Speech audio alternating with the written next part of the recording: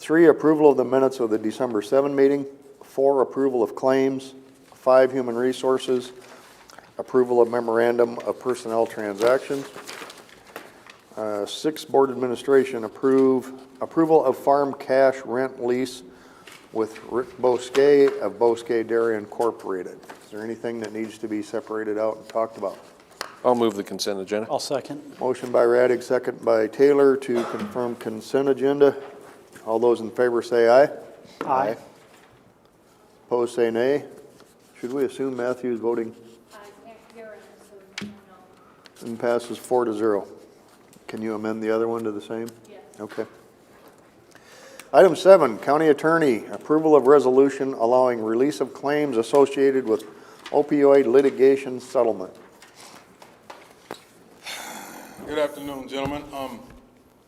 We've talked about this before, so it's nothing new. Basically, everything that's in the packet, hopefully it's pretty self-explanatory. If there's any questions, let me know.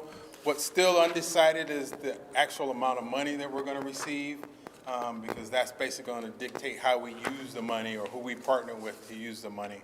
But those things won't happen until all of these documents get submitted and they know exactly who the parties are and who are actually going to participate. So that's kind of where we stand right now. The resolution is simply to allow me to sign off on those documents so that we can specifically state that Woodbury County is going to be a participating locality. I'd move the resolution. I'll second. Motion by Taylor, second by Radig. Any further discussion? All those in favor say aye. Aye. Aye. Opposed say nay. Passes 5-0. Well, since we're a few minutes early, reports on committee meetings. Mr. Chair. We had a conservation board meeting and was very, very impressed by the work that those folks are doing. Sue Bowden, who has served admirably, will not be requesting to be retained as a board member, so that's something that'll come before this Board of Supervisors. What I just handed to you is the number of people that have been frequenting our programs. In November of 2021, there were 1,042, and that's your schools, public youth service workshops, teachers, self-guided, and you can see the Nature Center almost had 1,000 visitors. On Saturday, they had an open house winter day.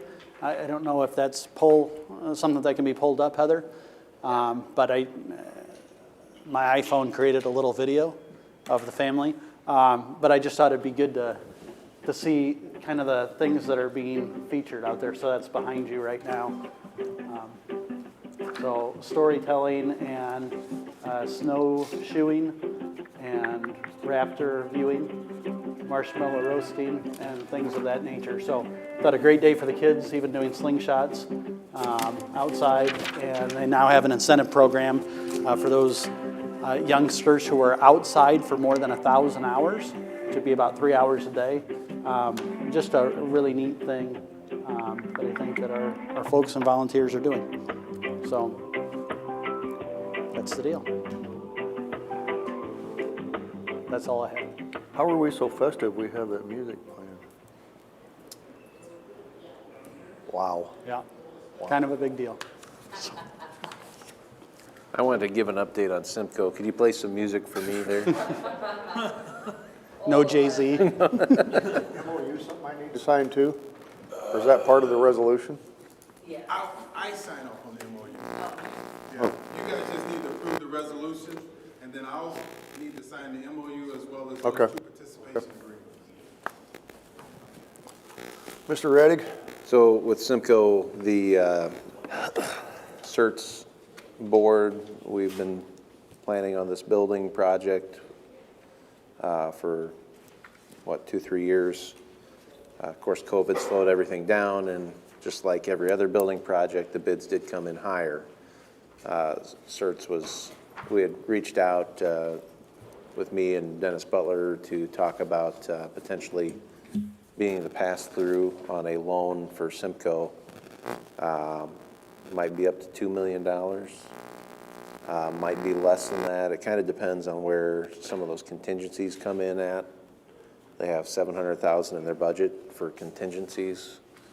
You know, most contractors try to utilize all those, but, you know, I think we're gonna be very vigilant to not use those. So it could be anywhere from 1.2 million to 2 million as a pass-through loan. So this is a pass-through that we have for up to $10 million for nonprofits? Correct. So bank qualified. Gotcha. Yep. We just need enough for our CIP projects. What's been obligated currently? Nothing? Now, there'll be $1 million for Conservation Road, or $1.2 million possibly. This $2 million, then we'll probably be at $2 or $3 million ourselves, because we're tearing down the care facility, Prairie Hills out there, and then we have some other projects.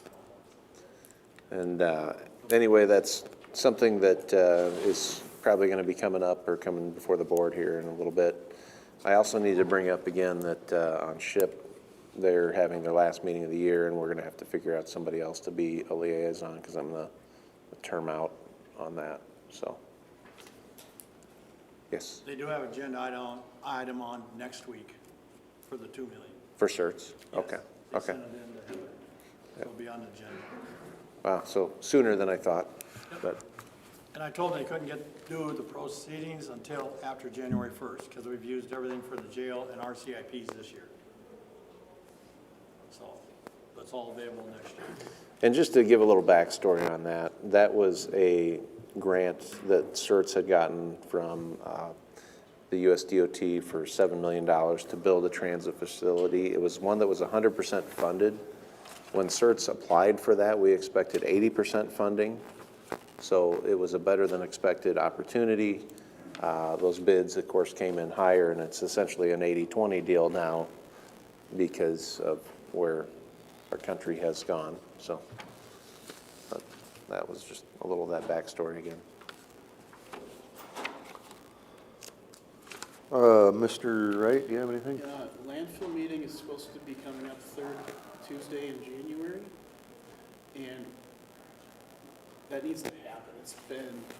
There've been a few meetings that have been missed. There's a couple resignations, and I'm thinking I don't know, one of us needs to take that on, so we'll be communicating about that, because the chair has resigned, the clerk resigned, so I don't know who wants to take on the responsibility of making sure that meeting takes place, because it's the last minutes that were posted date back to 2019.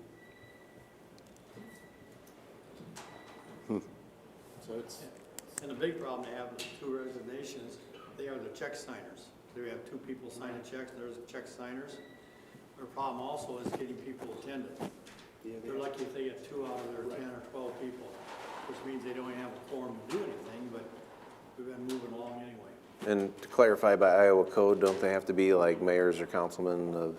I think they gotta be mayors of, And I thought it was 2 representatives from the Board of Supervisors, we're the two that are listed on the website, yeah. but it needs to keep moving forward. all right, we are at our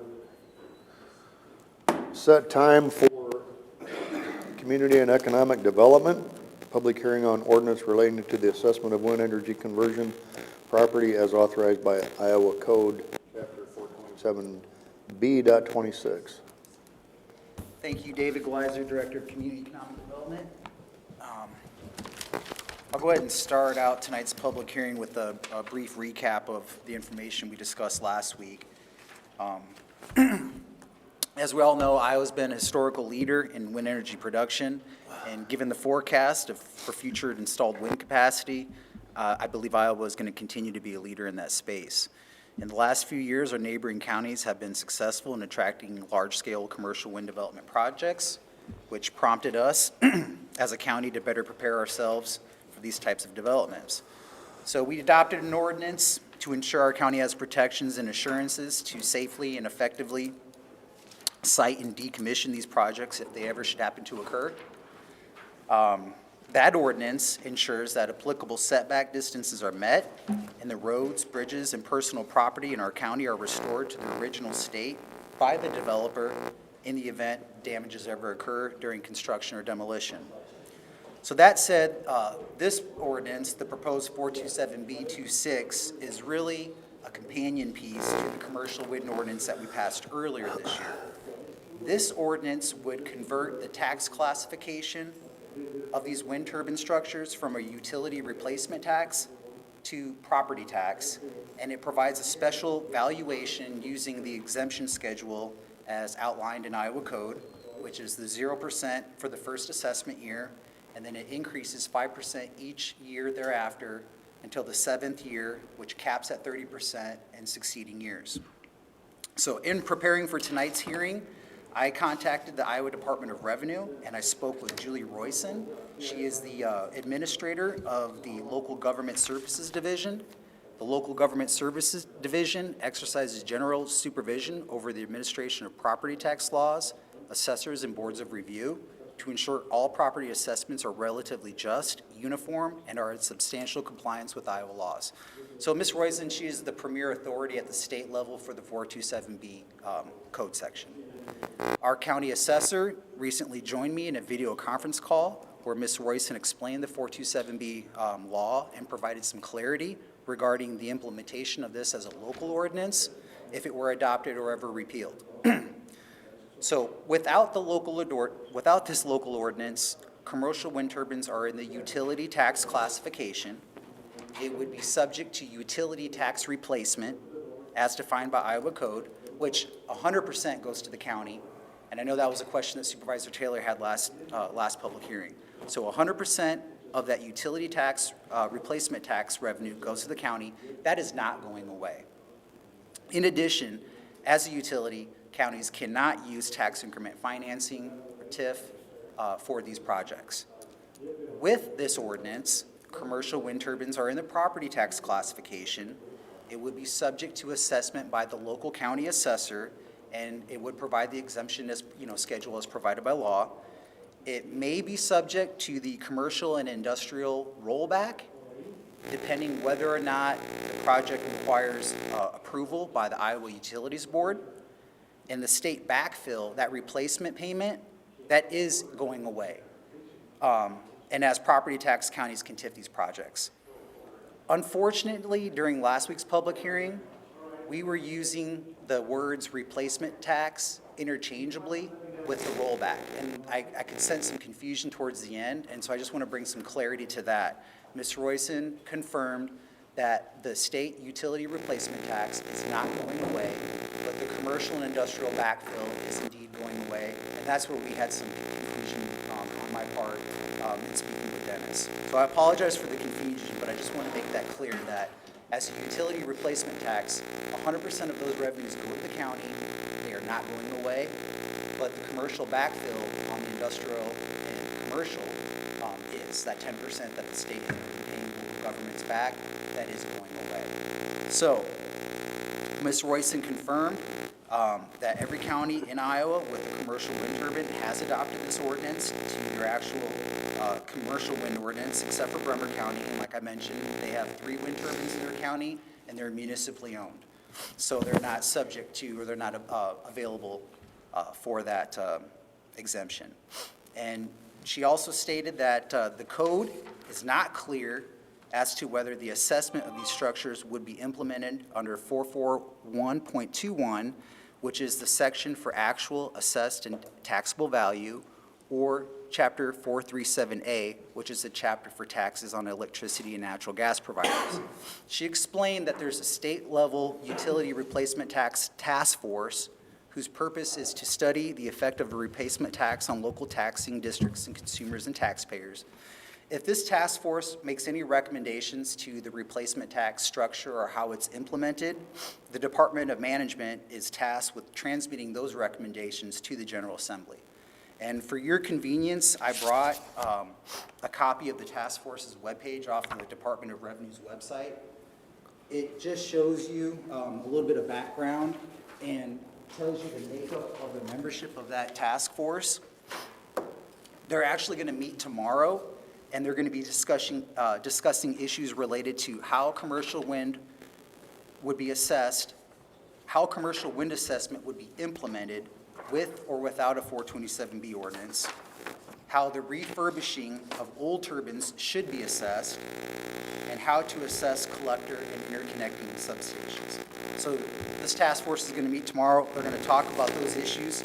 Ms. Royson said she believed that the recommendation regarding how commercial wind would be assessed with or without a local 427B ordinance will be under the replacement tax, as would interconnecting substations. She acknowledged the utility replacement tax as being formulaic and that utility companies in Iowa are very well-versed and familiar with it, but she was unwilling to state or go on record which tax classification would be better for a particular county in a certain situation. So what we did, she did acknowledge the fact that the local ordinance must be adopted in order to use tax increment financing,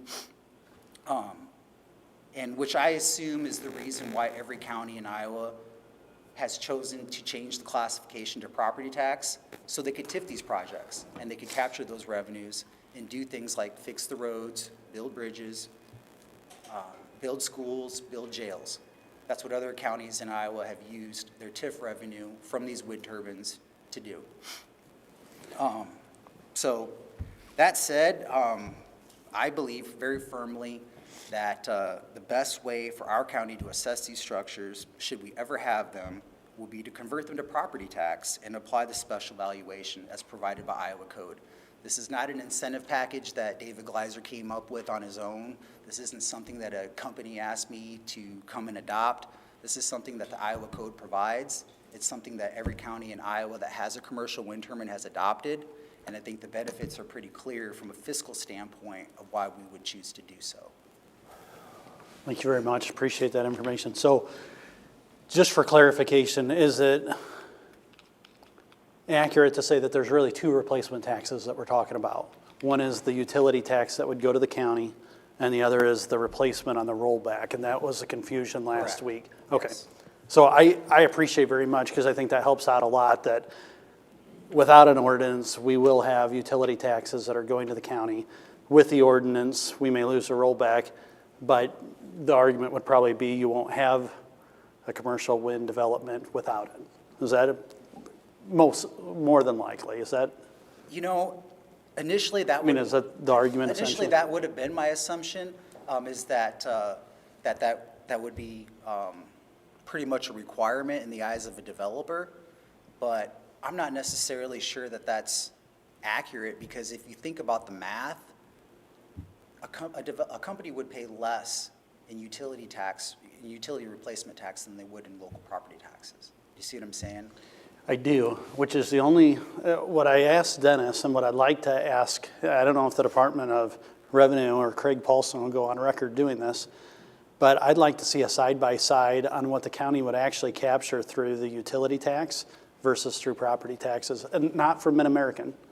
Because it's very hard for me to imagine that Mid-American says, will you please adopt this so that we can pay more in taxes? I said that exact thing to the administrator, Mrs. Royson, and she said that there's no reason to not trust a utility such as Mid-American with their calculation for what they would pay in replacement tax.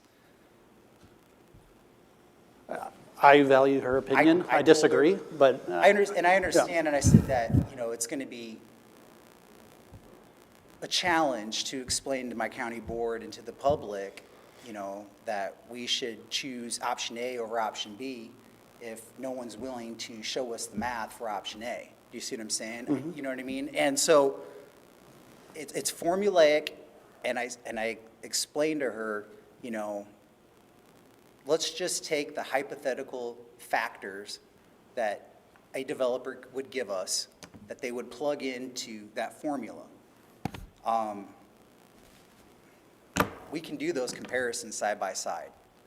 So that's not a problem. We can do the math ourselves, but like I said, Ms. Royson said that there's no reason why they would not trust the utility, such as Mid-American, because they are the ones who actually provide the data for them to calculate. That's the best I can do, Supervisor Taylor. Well, let's keep following up with if anyone else from the Department of Management, or Revenue rather, is willing to provide. I think that we need to have somebody outside of the utility provide those numbers. I mean, it shouldn't be that difficult, I wouldn't think. So. No, I don't think so either. Honestly, it's just a math formula. You plug in different numbers for different factors, and it'll give you an output, so. Okay. Are the formulas subject to change? As of right now, no. There's no, Ms. Royson said that the task force will be looking at just these 3 items. No changes in the structuring of the formula, so just in how it would be implemented. Mr. Chair, can we make a motion? I will move to receive the document. Second? Motion by DeWitt, second by Taylor. All those in favor say aye. Aye. Opposed, say nay. 4-0. Any other questions for Mr. Gleiser? We are still in the public hearing. So in weighing benefits, I mean, obviously the benefit, you can TIF these properties. Also, it seems like under this 427B, you're actually assessing even equipment on the site where typically in an assessment situation, you don't assess equipment on the site. As I understand it, the assessment under the 427B is based on net acquisition, so it's based on cost, whereas the utility replacement tax uses production and generation capacity as part of the factors. And yes, the 100 megawatt hypothetical project that I presented to the board last week, using the current formula for today's utility replacement tax would net Woodbury County $210,000 annually versus roughly $1 million in property tax at that 30% cap. So first through 6 years less, but for the life of that project, for the life of that wind turbine, the revenues would be substantially more through local property tax than utility replacement. And I will provide the math next public hearing. Personally, I don't care about the use of TIF. As far as one versus the other, that's just me personally. And especially when it comes to building public buildings, which I don't think is an appropriate use. But I think if the math turns out one way or the other, and then I just have to get past the heartburn of giving a 70% abatement essentially into perpetuity past year 6. But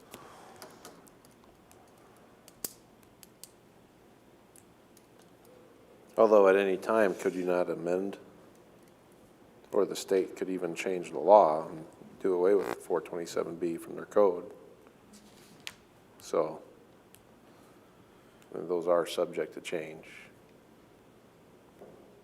And you said the county could revoke the 427 too. Yes, we do have the ability to repeal.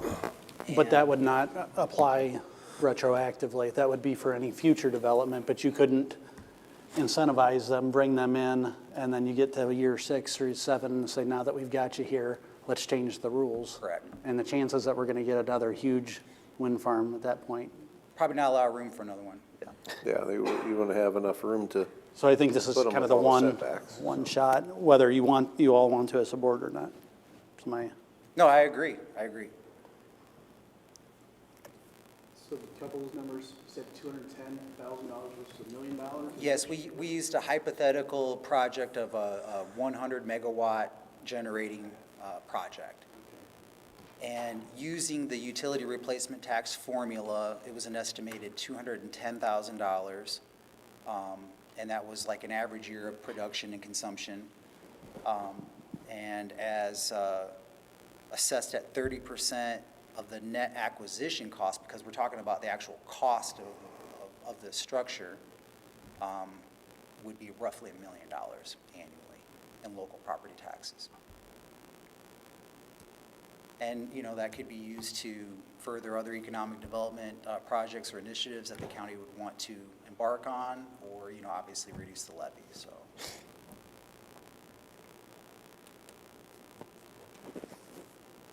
That's all I have.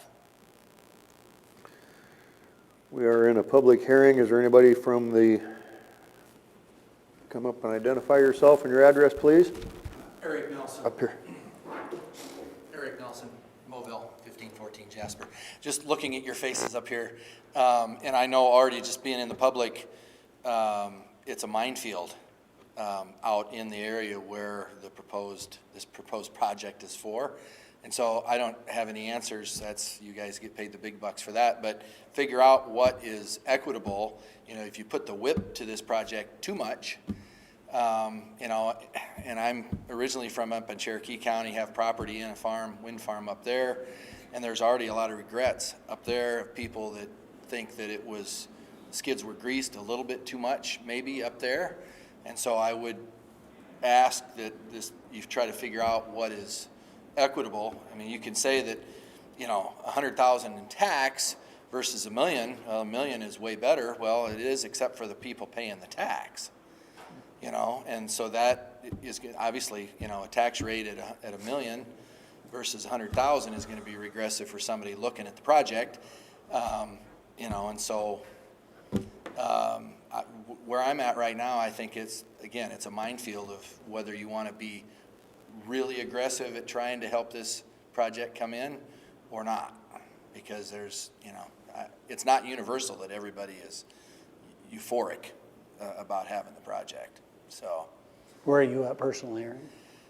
Would you like to see this? somewhere in the middle, but probably because I've seen what's happened up in two other farms, or wind farms up one in Plymouth and one in Cherokee County, I'm much more of a doubter, and just in talking to some of the folks in the area. Are the regrets coming, excuse me, but are the regrets coming from the landowners that agreed to let one of them come on their parcel? Some that way, and some I think almost all of them have regrets just how it changes the landscape, and if you happen to be close to them. It's the easiest decision for the guys that live in Delaware or Texas, and there's some of those up there. One of the largest ones in Cherokee County has 17 or 18 towers and doesn't live anywhere close. That's easy for them, but it's the folks that live amongst the towers that have the most regrets, you know. And so, and I would happen to be here. One of the last meetings I was at, it was a gentleman from Northeast Nebraska that came and spoke and kind of said the same thing, you know. So, I'm kind of a live and let live kind of guy too. If there's, you know, somebody that you know, their farm isn't close to mine and I don't have to look at it, you know, that's fine, but I doubt that that's going to end up happening. I mean, they end up kind of interspersed, you know, and it's not an easy thing. The other thing that I question is I go to these areas where these huge farms have gone in, and you drive in the towns and they're marginally different financially now than they were before those farms were built. And so I doubt where, you know, it would appear that a lot of the money is not staying real local on the projects to boot.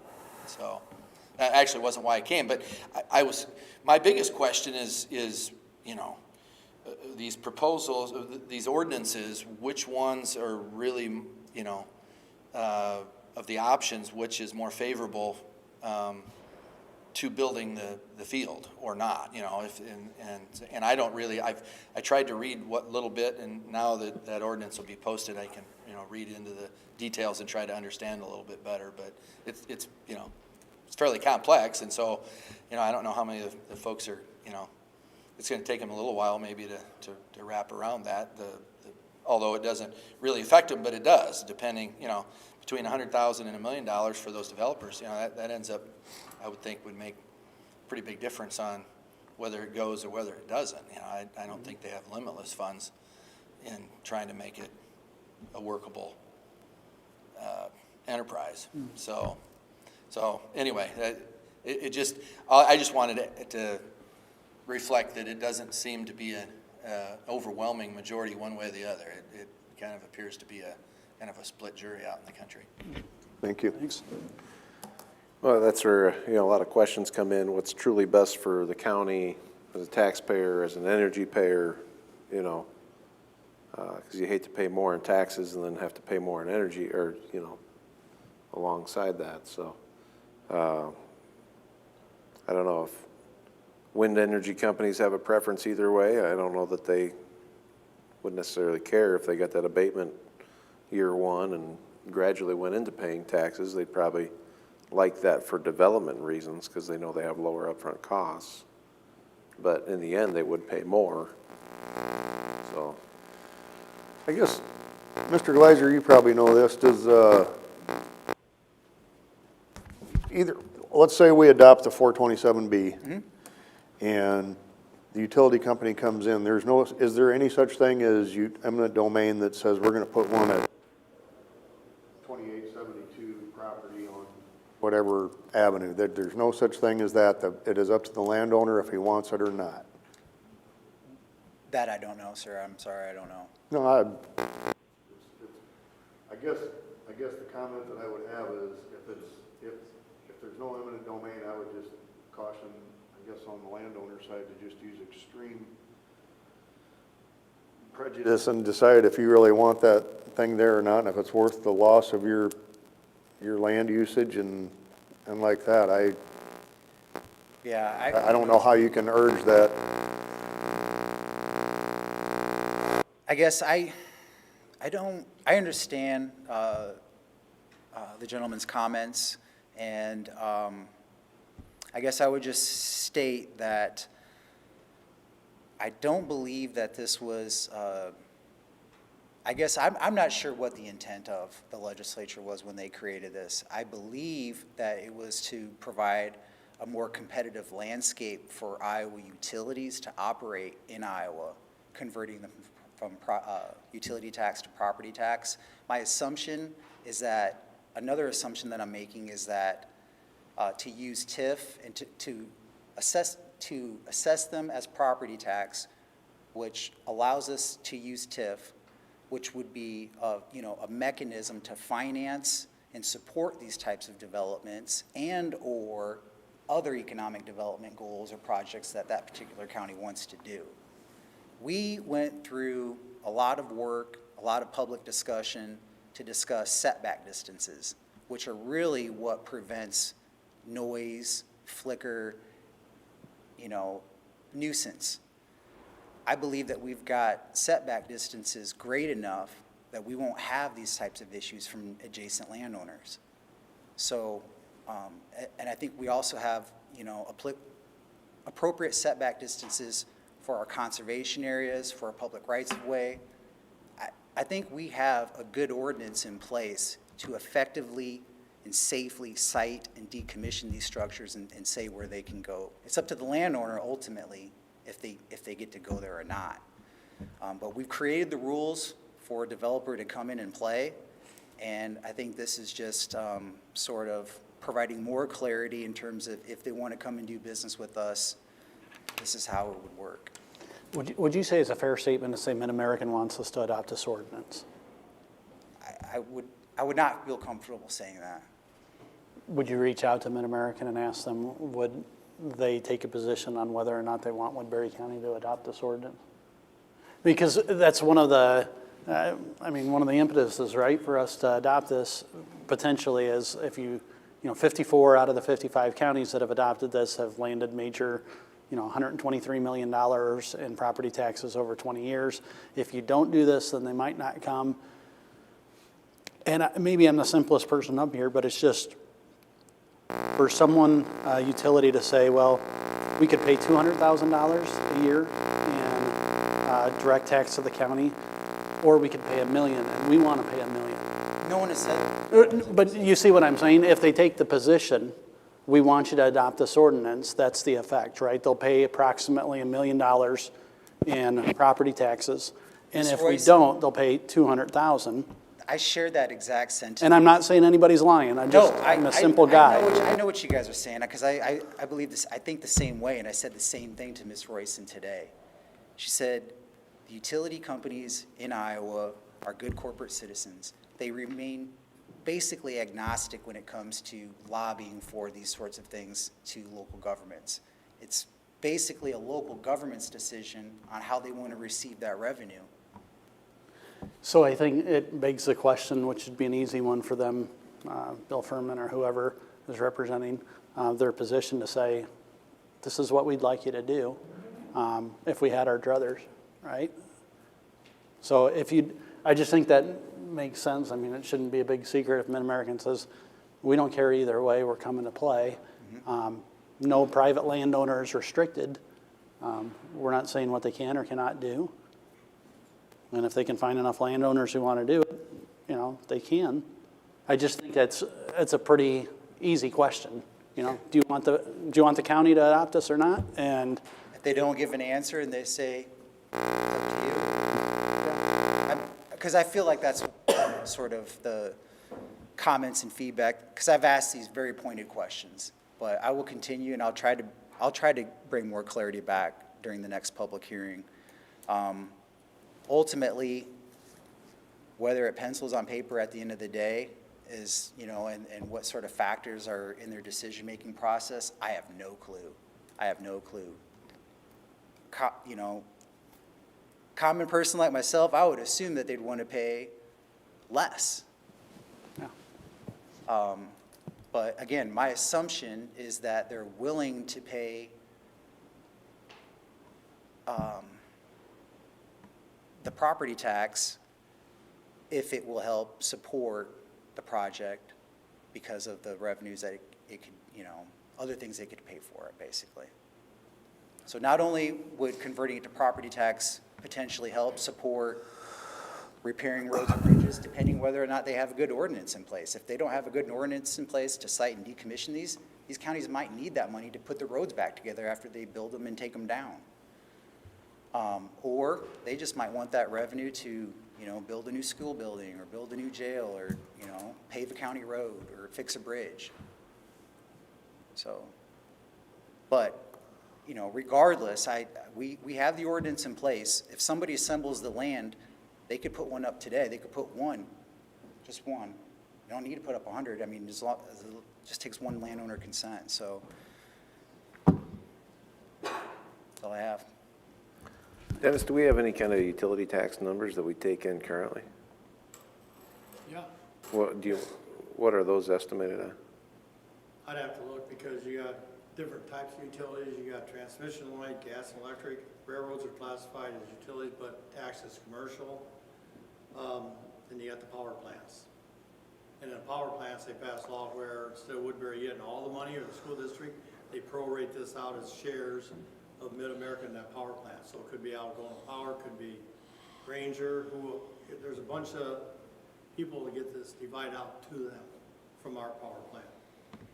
Because they're mad that we're getting it all and that they're buying power from the power plant. Well, and just hearing that makes me want to support the ordinance. Because we don't divvy up property tax to other groups. And this probably wouldn't be divvied up. It's only certain instances, such as a power plant. Sure. But what if the state comes in and says, no, you got to use it towards this or that? So, I don't know. The laws can change on real estate and I know. utility tax. Well, and they can Anytime the change, legislature meets. they could change how they assess windmills at the state, so. And the thing that bothers me, the state really can't come with an assessment. They depend on the company. So why do we have a state department of revenue if they don't assess it? It really bothers me. Aren't they gonna do their job and do what they're supposed to and assess this as a utility and give us a number? But yet I don't think David can get a number from them. They don't know how to do it. They've never assessed wind turbines. Everybody's adopted 427, so there's no reason to do it. Bremer County's the one that hasn't. Bremer County has 3 commercial wind turbines in their county that is not under 427B or in a TIF district, and it's Waverly Light and Power. It's municipally owned. So it's probably tax exempt to begin with, if it's owned by the municipality. I think the side-by-side comparison, Dave's gonna work up, it helps a little bit. I agree. Why would they want to pay more tax when they can pay less? I don't understand. Yeah, I think we're all very skeptical, like, what, you know, Yeah. what is it we Indeed, don't we should be, understand? right? I Yeah. don't get, and I'm not trying to figure it out. I mean, I've worked on this for Well, are weeks. they trying to get an opportunity to receive TIF funds? Because I got to tell you, with probably half of people wanting windmills and half of people just hating them. I'm not gonna go out and use TIF funds to do a wind farm in our county. I would love to capture that TIF and then use it for, you know, roads or whatever that may be depleted by the construction equipment going out to build those windmills, you know. It would be a recommendation of mine that if we adopt this, that we do capture that increment, because it's substantial. Well, and just let Mid-American know, hey, sorry, I know you might want to have this project, but because of the public opinion on windmills, we are not going to use the TIF to help you with your project.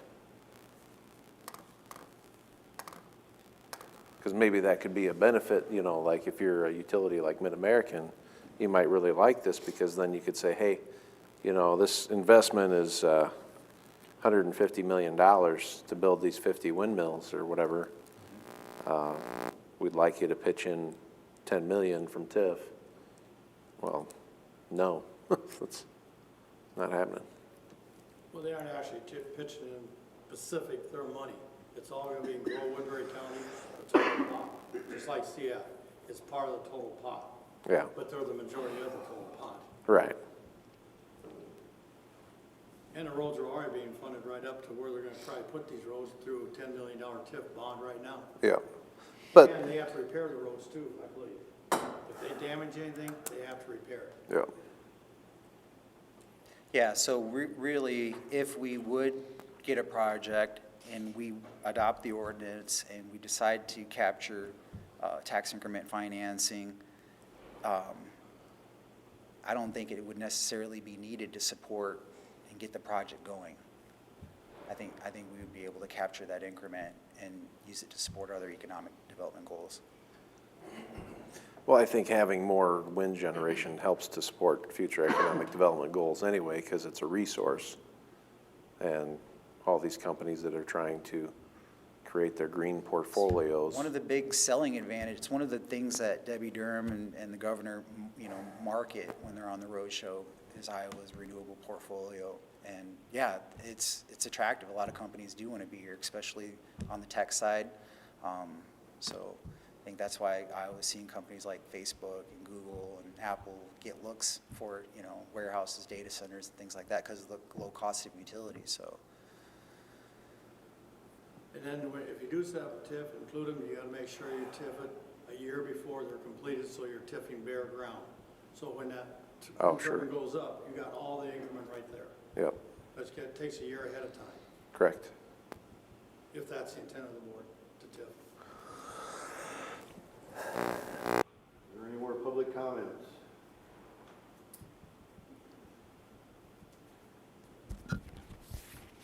Hearing none, Mr. Chair, I move the public hearing be closed. Motion by Taylor, second by DeWitt to close the public hearing. All those in favor say aye. Aye. Opposed, say nay. Passes 5-0.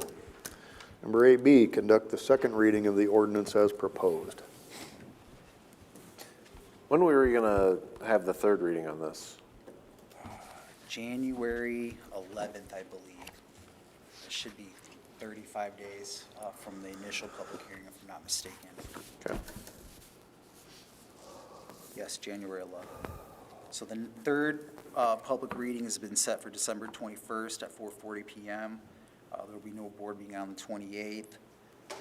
Would the board like to have an additional?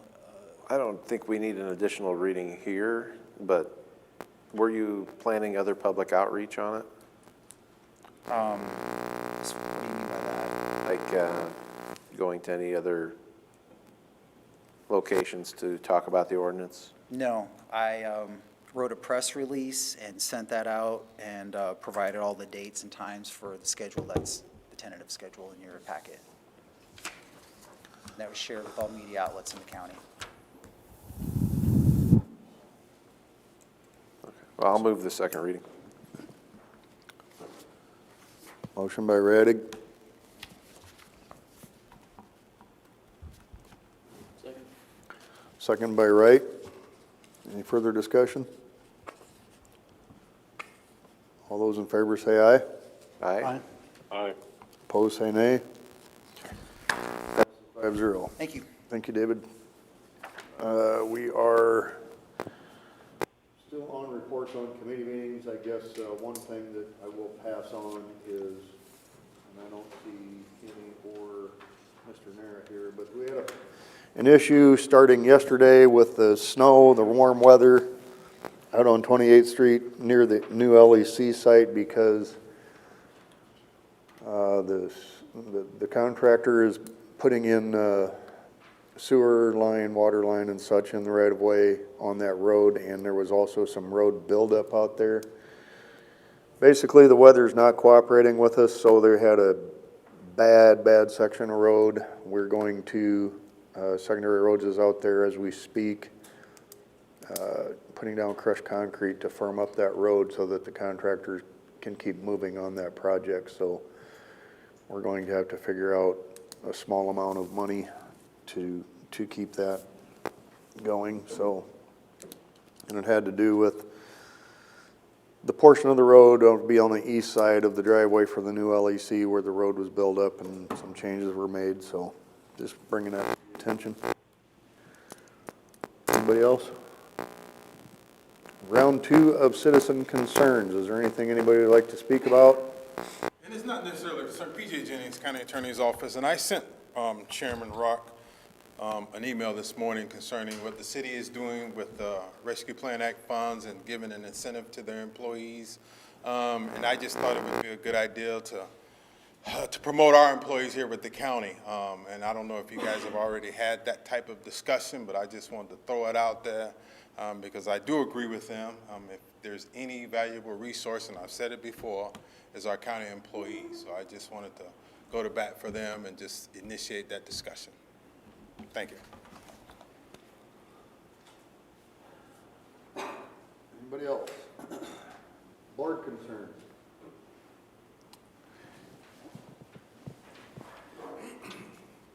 Eric Nelson, Mobile again. Unfortunately, I was busy at the end of September and October, like a lot of farmers were, and so far everyone that I've talked to out in the country was unaware that action was taken to move a bunch of miles of secondary roads from regular maintenance to level B or Class B maintenance, which I believe is limited gravel or no gravel, no grading, and then no snow removal or something like that. So the question, when is that set to begin? Is that set to begin immediately or not till next summer? Or because, you know, it's relative, because as of right now, I'm the president of Woodbury Central School, and they haven't been notified of any of those changes. And we have bus routes, and I'm guessing that none of the schools have been notified. Mobile Fire and Rescue hasn't been notified of any of those changes. So we're gonna have, rescue personnel out on roads that they've maybe traveled for 30, 40 years that all of a sudden aren't gonna be plowed. So I think that it's unfortunate that got done. I think in going back and trying to put things together, you only had one person that ended up coming and speaking, if I read correctly. It was 4 or so. Was there? Right. All right, and so far I've been running a poll, and I've lost count, but nobody's aware of what happened. And so I don't know how it got posted. In the good old days, stuff would get put in the Sioux City Journal, and the folks that are here would put it in the paper, and nobody gets the paper anymore. Sure. Yeah. And So, but nobody knows about it, and you don't want to hear their comments. The main comment is their tax is going to go down on the roads along those miles where they're not going to have, it's. Well, if I remember correctly, and you might remind me, Mr. Woodman, but this can be amended. I mean, it's not anything set in stone. I don't remember when it's supposed to take effect. I thought it was immediately. Was it? Yeah, it was immediately. Yeah. But I don't recall that any particular road was not going to be maintained. The ordinance can be changed. You'd have to go through the process for amending the ordinance, which would include the 3 public hearings and 3 readings, unless you waive additional readings. The ordinance is effective upon adoption, but I believe to lower the level of maintenance on the roads, certain signs have to be posted. And so for whatever road, it wouldn't be effective until those signs are posted. So I think Mark would probably have the best timeline on that. I do wish he was here for this, because I think he considered bus routes and everything when. Yeah, there was nothing that was left off the table on that. It was still public safety, and bus routes was all included in the conversations. I remember that. Can I, It's just that in the wintertime, bus routes will often get thrown out the window depending on what roads are closed. And the wind deposits snow differently depending on whether corn or soybeans are grown on the north side of the roads. And so, I mean, I know, I'll give you some firm examples. Between Jewel and Knox, from Highway 20 to D12, all of those roads are gonna be closed, 4 miles, except one, and it has a 3-ton bridge, and that's the one that's gonna be left open. And there's one with a 40-ton bridge is the only, between Highway 20 and D12, between Jewel and Knox, there's only one route that you have to take loads across, and that's gonna be one that's been shifted to level B. And so, I mean, I'm glad to hear that we could maybe go back in and alter some things if we need to. I wanted to call your attention that everybody that I've talked to, everybody is unaware that this happened. And it happened at the worst time of the year. We were all, scrambling to be in the field, and we missed it. And I know, speaking for Farm Bureau, we try to get here and monitor the meetings, and we missed it, just an idea or suggestion, I wasn't here at the time, but maybe we could just have an informational item, no action, but to say, these are the roads that are impacted. That would give an opportunity to hear from people, and get some of us caught up to speed. Well, there were It's just an idea. There were about 4 farmers that were here at the time, and they had a 1-block stretch that they didn't want to put in that B, and we took it out. But I'm just thinking, based on Eric's comments, maybe there are maybe there's a dozen more that had the timing issue that wasn't quite as. He brought up the bridge. You think he would have factored, weights and bridges. He knows the bridges better than anyone else in this county.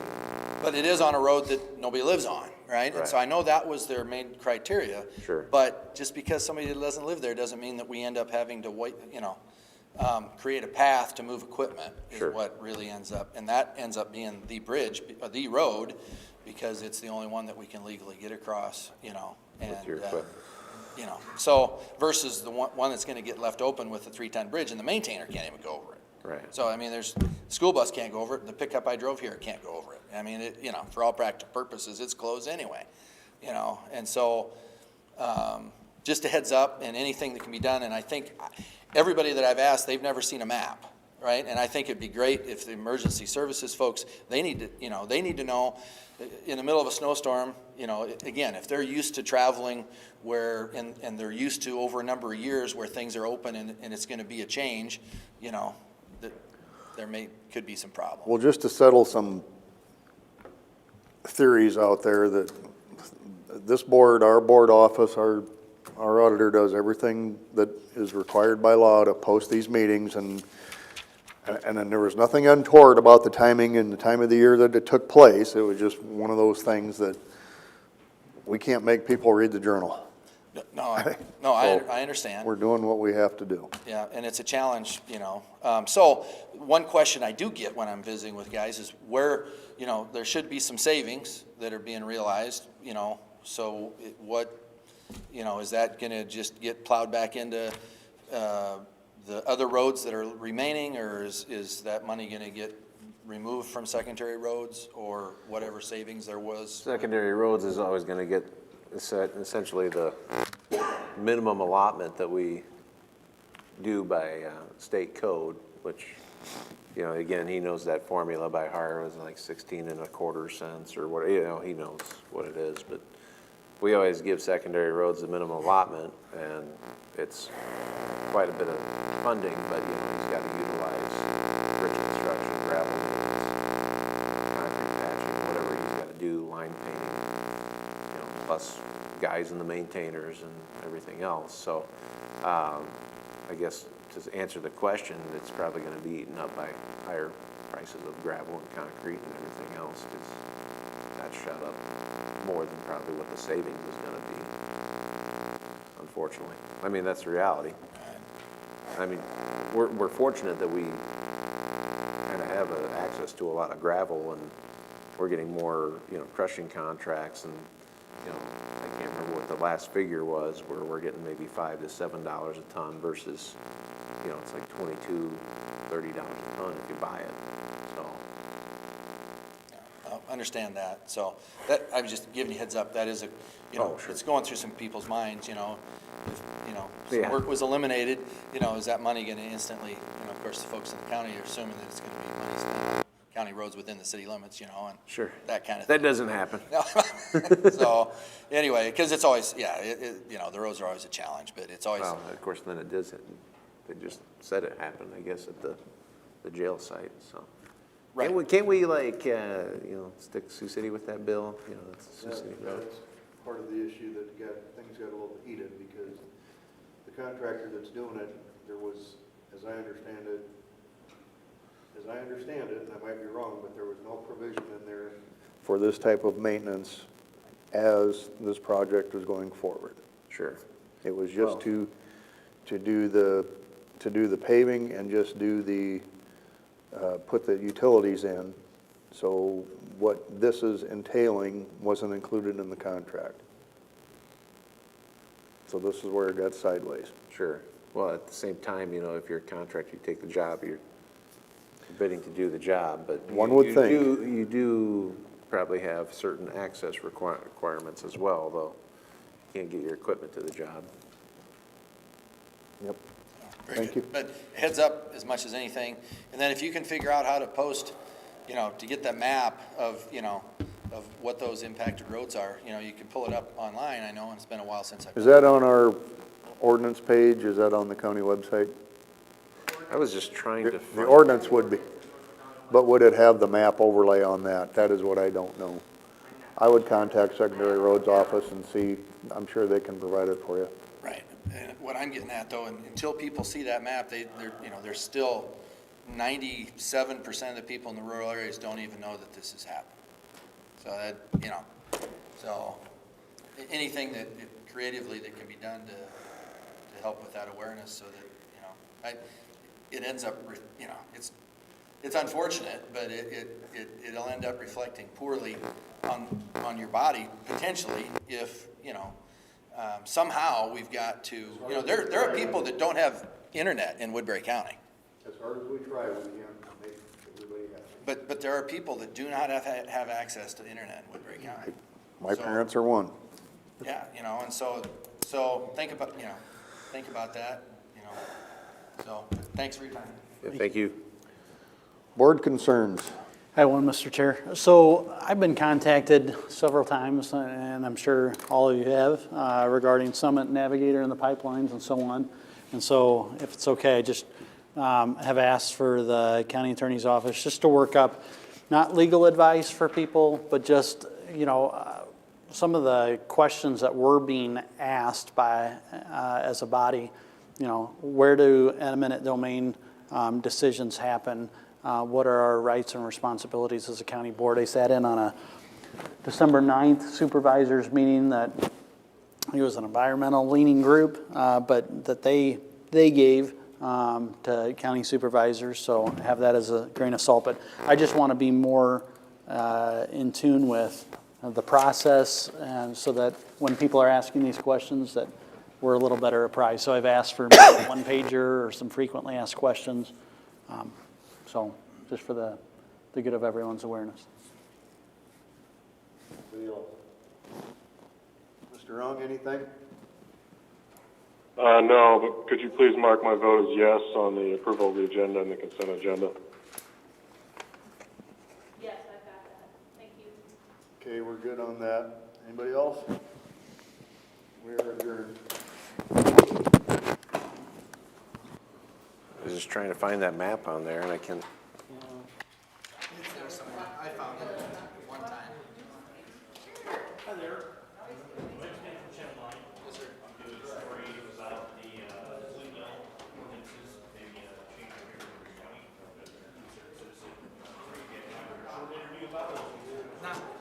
I need to have better understanding of the ordinances themselves before I'm really gonna make any comments, so. Okay. I'm glad and that wasn't why I was here. It was of interest to me, but that was kind of an anecdotal. Yeah,